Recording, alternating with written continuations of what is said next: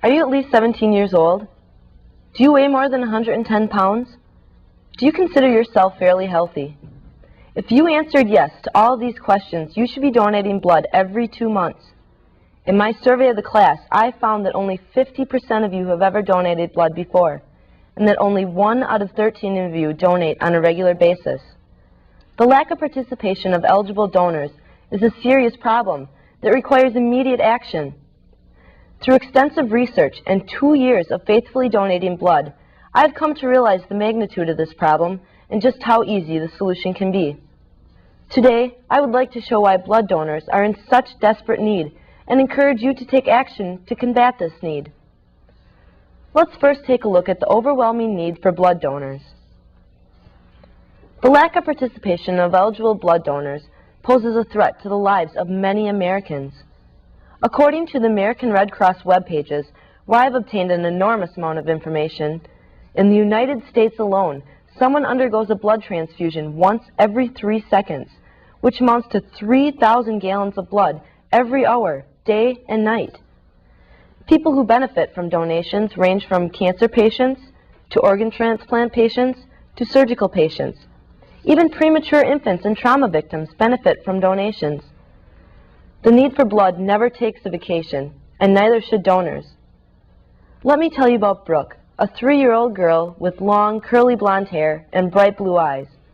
Brooke is a victim of cancer and had major surgery to remove the large tumor in her abdomen. She has spent approximately half of her life in the hospital, receiving chemotherapy and other treatments for infections that resulted from a decrease in her white blood cell count after each session. According to the Texas Children's Hospital, Brooke's treatment will require blood products with a replacement value of 508 units of blood, of which only 250 units have been replaced. She still needs 250 units of blood to continue her treatment. If she doesn't receive this blood, she will not live to attend kindergarten, to go to the prom in high school, or to get married, luxuries we all too often take for granted. Cases like Brooke's are becoming all too common these days, with only 1 in 20 eligible Americans donating blood, and the donor rate dropping steadily at 2% annually. These facts are particularly distressing, considering that nearly half of us here will receive blood sometime in our lives. You can now see the magnitude of the problem with the lack of blood donations. Fortunately, it is a problem that can be easily solved. Each and every one of you can be part of the solution. All you have to do to save priceless lives is go to the nearest Red Cross and donate your blood. For those of you who have never donated blood before, the process is so simple and easy. First, you fill out a donor information form that asks you questions about your sexual history and health. You will then receive a mini physical. They will take a drop of blood from your finger to measure the percent of red cells in your blood. Then, they will take your blood pressure, as well as your temperature and pulse. So not only are you saving lives by donating blood, you are also checking on your own. After your physical, you will be asked from which arm you choose to donate. Then, you will be asked to lie in a donor chair. A staff member will clean your arm and insert a sterile, non-reusable needle, so there's no way to contract AIDS from donating blood. After a pint of your blood has been taken, which usually takes about 10 minutes, you'll be asked to relax for 10 to 15 minutes while you enjoy juice and cookies. The process is over, and in 8 weeks you can donate again. Many of you may be scared at the thought of the anticipated pain and needles. I admit I was terrified the first time I gave blood, but then I realized I was scared over nothing. The extent of the pain as they insert the needle is equivalent to someone scratching your arm for a brief second. And while the needle is in your arm, you don't even feel a thing. And as I stated before, it is impossible to contract AIDS from donating blood. Now that you know just how easy and safe the solution is to the lack of blood donations, let us take a look at just how much difference your donations can make. Every unit of blood you donate can save up to 3 lives. You see, the blood you donate is divided up 3 ways, into red blood cells, white blood cells, and platelets. Each of these are stored separately and used for different types of treatment. Red blood cells are used to fight anemia.